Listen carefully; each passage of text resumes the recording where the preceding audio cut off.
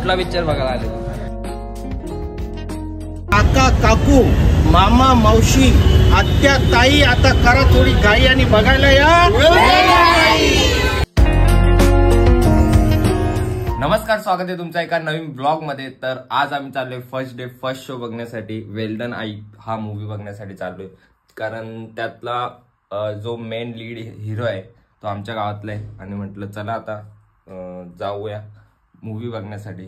तर त्यासाठी आज आम्ही रेडी नाही झालो आणि तुम्ही पण नक्की जा बघायला वेल डन आई जवळच्या थिएटरमध्ये, कारण की आज रिलीज होणार आहे फ्रायडेला। आणि बघूया कसं आहे मूवी, रिव्ह्यू वगैरे नंतर देतो लास्टला।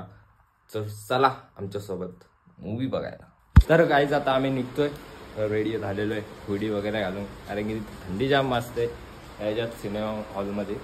तर हुडी घातले, आता निघतो थोड्या वेळात। So let's go.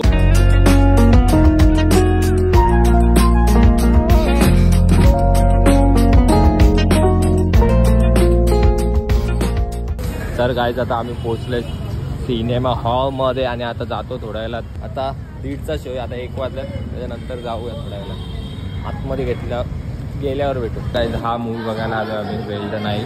सो आता थोड्या वेळात चालू होईल शो। आणि काय मग जय द बॉय सांग ना, कुठला पिक्चर बघायला आले तू? मग काय घेणार, काय काय घेणार आहे? खायला काहीच नाही घेशील काय? लास्ट आता मूवी चालू होणार आहे, तोपर्यंत ही फालतूगिरी करायला आलेलो आम्ही। हवा घे ओ माय गॉड। चला भेटूया। चला आता झालेला आहे चालू आणि खालती आहे भाई फुल जोश। तर काय हा मी घेतलेला आहे, कारण की मला चॉकलेटवाला पटत नाही।